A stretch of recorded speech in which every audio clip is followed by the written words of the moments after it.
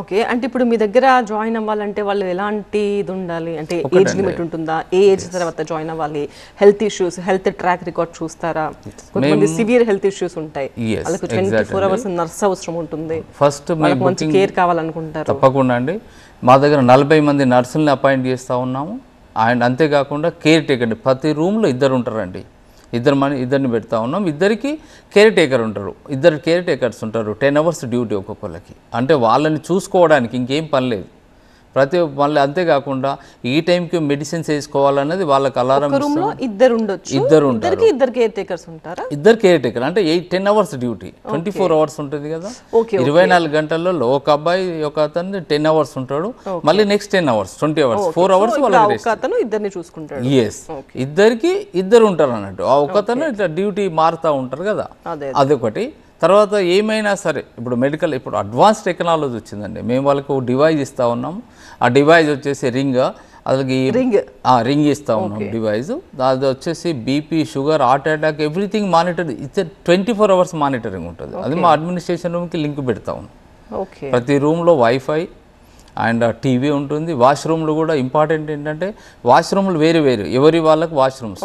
ఒక రూమ్లో ఇద్దరు మనుషులు ఉంటే ఇద్దరికి బాత్రూమ్స్ ఒకరిదొకరు వాడడానికి లేదు. ఆ బాత్రూమ్స్ కూడా పెద్దవి అండ్ చిన్నపాటి బెడ్రూమ్ సైజ్ అంతా ఉంటాయి బాత్రూమ్స్ కూడా. వాళ్ళకి హైడ్రాలిక్ సిస్టమ్ మొత్తం అయిపోయిందా? అవుతుందండి. ఈ దసరాకి ఓపెనింగ్ 2 అక్టోబర్కి ఓపెనింగ్ అండి. ఇప్పుడు మేము కట్టే కన్స్ట్రక్షన్ ఎలా ఉందంటే సిమెంటు కాంక్రీట్తో కాదండి. ఈసారి లేటెస్ట్ మోడల్తో కడుతున్నాం. ఇటాలియన్ మోడల్ అని డైరెక్ట్ మాడ్యూల్స్ తీసుకొచ్చి ఫిక్స్ చేయడమే ఇళ్ళల్లో.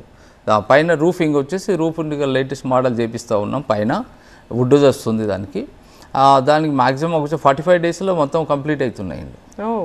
మాకు రోడ్లకి ఎక్కువ టైం పట్టింది. రోడ్లు చాలా పెద్ద విశాలమైన రోడ్లు.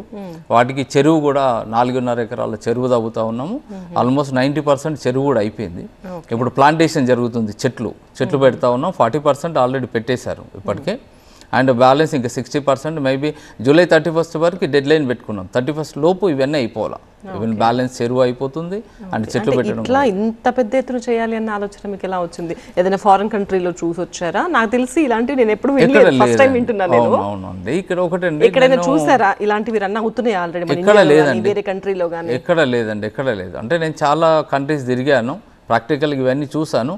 బట్ ఇప్పుడున్న లైఫ్ స్టైల్ ఏమైందంటే ప్రతి ఇంట్లో ఇంటింటి రామాయణం అన్నట్టు ప్రతి ఇంట్లో జరిగే స్టోరీ ఏంటంటే పిల్లలకి పెళ్ళిళ్ళు కావాలని 1 year 6 months సంథింగ్ ఏదో జరిగిన టైం కాగానే వీళ్ళు ఏం చేస్తున్నారంటే మనం వేరే ఉందాము, పేరెంట్స్ వేరే ఉంచుదామని.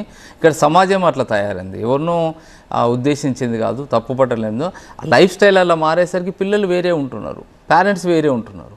వీళ్ళకి టైంకు తిన్నామని అడగడానికి కూడా టైం ఎవరికి దొరకదు. పక్కింటి వాళ్ళు కూడా మాట్లాడట్లేదు. ఆయన మందులు వేసే వాళ్ళు లేరు.